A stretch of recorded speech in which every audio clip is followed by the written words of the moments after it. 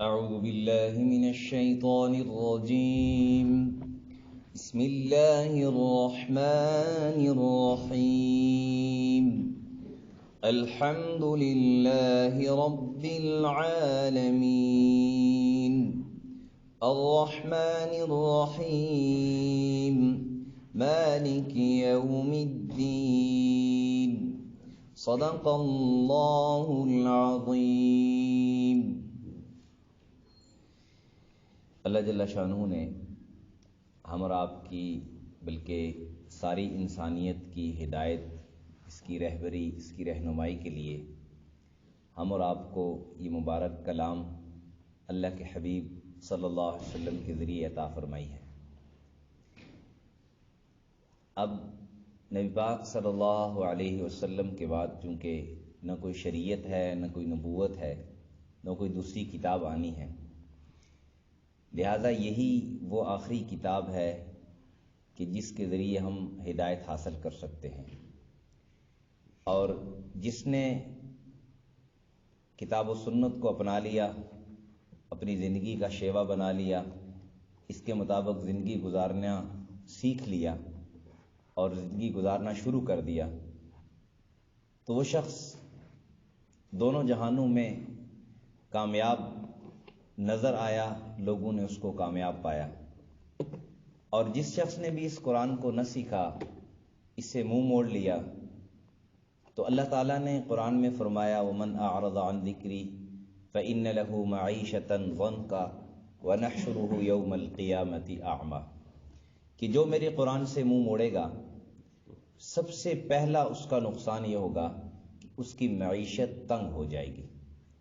گویا آج یہ جو مہنگائی کا دور دورہ ہے، کوئی کس کو گالیاں دے رہا ہے، کوئی کس کو برا بلا کہہ رہا ہے، کوئی کس کو ذمہ دار ٹھہرا رہا ہے کہ اس مہنگائی کا ذمہ دار یہ ہے، کوئی کس کو ٹھہرا رہا ہے۔ حقیقت میرے بھائیو دوستو یہ ہے کہ اس کے ذمہ دار ہم اور آپ خود ہی ہیں، اور وجہ اس کی یہ ہے کہ ہم نے اللہ کے کلام سے منہ موڑ لیا ہے۔ آج ہم اپنے گھروں پر غور کریں، اپنی زندگی پر غور کریں کہ ہم میں سے کتنے لوگ ایسے ہیں جو صبح شام قرآن کی تلاوت کرتے ہیں۔ ہم میں سے کتنے گھر ایسے ہیں کہ جس گھر میں قرآن کی تلاوت روزانہ ہوتی ہے، اور اگر ہوتی جن گھروں میں ہوتی ہے تو یہ کام ہم نوجوانوں نے صرف اپنے بوڑھے ماں باپ کو دیا ہے کہ صرف وہی قرآن کی تلاوت کرتے ہیں، باقی نوجوان کہتے ہیں ہمارے پاس تو وقت ہی نہیں ہے۔ خیر، مختصر یہ کہ آج انسانیت جو پریشان ہے، خصوصاً مسلمان جو پریشان ہیں اور پستی کا شکار ہیں، اس کی بنیادی وجہ قرآن سے منہ موڑ لینا ہے۔ وہ علامہ اقبال فرماتے تھے نا کہ وہ معزز تھے زمانے میں صاحب قرآن پڑھتے تھے، تو قرآن کی وجہ سے قرآن پڑھتے، قرآن کو سینے سے لگایا تو مسلمان تھے، وہ معزز تھے، لیکن جب خوار ہوئے کس وجہ سے؟ تارک قرآن ہو کر قرآن کو چھوڑ دیا، تو پھر یہ دنیا میں بھی خوار، آخرت کی بھی خوار، خسر الدنیا والآخرہ ذالک هو الخسران المبین، کہ دنیا اور آخرت کی جو نقصان اٹھانے والے بن گئے۔ تو اس لیے ہم اور آپ کو اللہ کا شکر بھی ادا کرنا چاہیے، اللہ کا شکر بھی ادا کرنا چاہیے کہ ہم اور آپ کو اللہ تعالیٰ نے قرآن پڑھنے کی توفیق نصیب فرمائی۔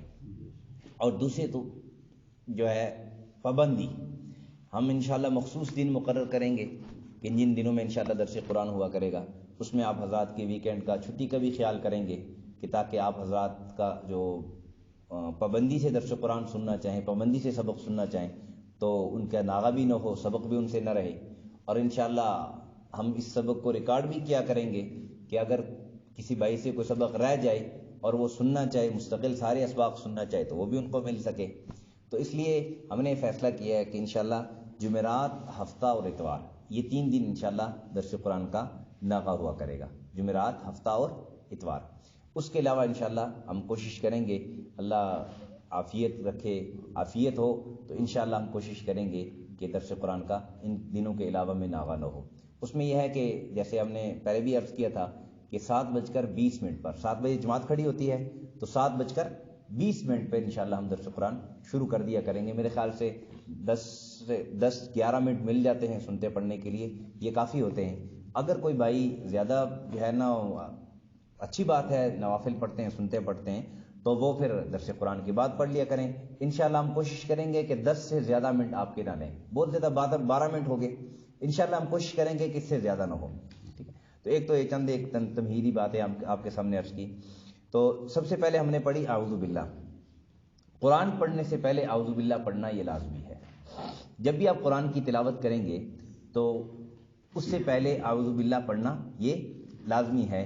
اللہ تعالیٰ نے قرآن میں اس کا حکم دیا ہے کہ فَإِذَا قَرَأْتَ الْقُرْآنَ فَاسْتَعِذْ بِاللَّهِ مِنَ الشَّيْطَانِ الرَّجِيمِ، کہ جب بھی آپ قرآن کی تلاوت کرنا چاہیں، قرآن کی تلاوت کریں تو پھر اللہ سے پناہ چاہیں، شیطان مردود کی پناہ چاہیں اللہ سے، کہ اللہ کی پناہ میں آئیں کہ آپ شیطان مردود سے اللہ آپ کو دور رکھے، اس سے محفوظ رکھے.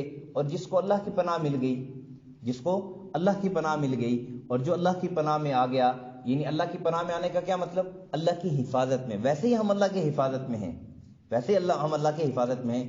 دنیا میں اللہ تعالیٰ نے انسان کو ذرا تھوڑی سی آزادی دی ہے کہ یہ کرتا کیا ہے. الذی خلق الموت والحیات لیبلوکم ایکم احسن عملا، کہ زندگی اور موت اس لیے بنائی کہ دیکھوں کہ کون اچھا، تمہیں آزماؤں. یہ آزمائش ہے، دنیا کی ساری زندگی ایک ایک لمحہ یہ آزمائش کا گزر رہا ہے کہ کون اس میں اچھا عمل کر رہا ہے. ہم اور آپ بھی دیکھ لیں 24 گھنٹے کی زندگی میں کہ ہم میں سے کون کتنے اچھے اعمال کر رہا ہے، کون برے اعمال کر رہا ہے. جو اچھے اعمال کر رہے ہیں اس پر اللہ تعالیٰ کا شکر ادا کریں. لئن شکرتم لازیدنکم، شکر ادا کریں گے اللہ مزید کی توفیق دیں گے. اور وَلَئِن كَفَرْتُمْ إِنَّ عَذَابِي لَشَدِيدٌ، اور اگر کفر کریں گے، اللہ کی ناشکری کریں گے تو پھر اللہ کے عذاب کا مستحق بنیں گے. تو اس لیے میں عرض کر رہا تھا کہ قرآن پڑھنے سے پہلے اعوذ باللہ لازمی ہے. اور اس سے بھی پہلے قرآن اعوذ باللہ پڑھنے سے بھی پہلے لا یمسہ الا المطہرون، قرآن کو وضو کے بغیر چھونا یہ ناجائز ہے. وضو کے بغیر چھونا یہ ناجائز ہے. تو اہتمام ہو، وضو کا اہتمام ہو کہ قرآن کو ہاتھ لگانے سے پہلے، نماز پڑھنے سے پہلے ہم اہتمام کے ساتھ وضو کر لیں. بعض اوقات آدمی کو یاد نہیں رہتا، بہت سے لوگ پوچھتے ہیں کہ مجھے وضو یاد نہیں ہے، وضو یاد نہیں ہے. تو اس شریعت کے جو مسائل ہیں یہ شک کی بنا پر اس کا حکم نہیں لگتا. اگر آپ کو وضو کرنا یاد ہے اور ٹوٹنا یاد نہیں ہے اور غالب گمان آپ کا یہی ہے کہ میرا وضو ہے، تو پھر شک نہ کریں، نماز پڑھ لیں. ہاں اگر موقع ہے تو وضو تازہ کر لیں، لیکن شک کی بنا پر نماز نہ پڑھیں. شک کی بنا پر نماز پڑھیں. اگر وضو کرنا یاد ہے، ٹوٹنا یاد نہیں ہے، شریعت یہ کہہ دی اس کا وضو ہے.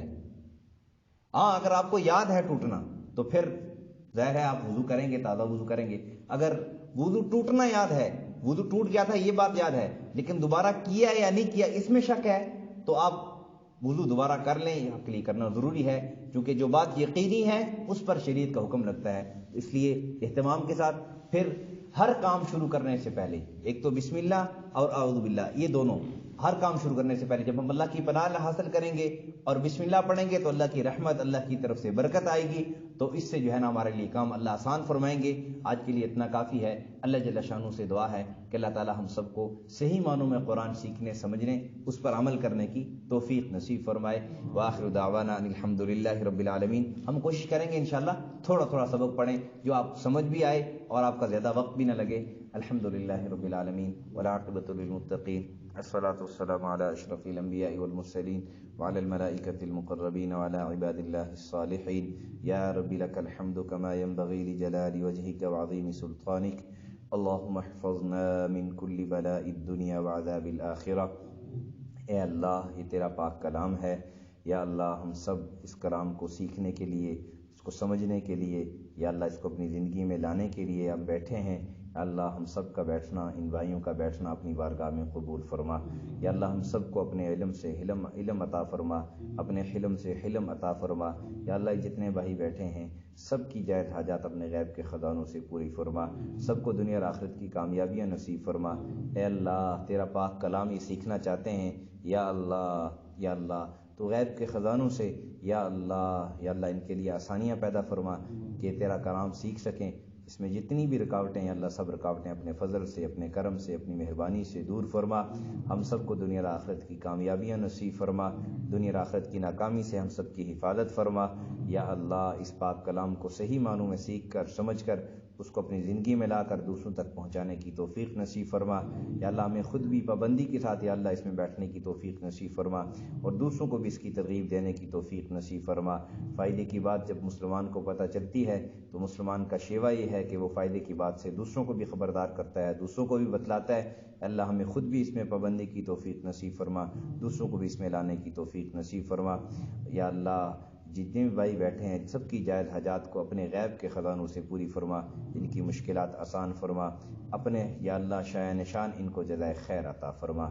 صلی اللہ علیہ النبی الکریم محمد وعلی آلہ وصحبہ اجمعین۔ جزاک اللہ خیر۔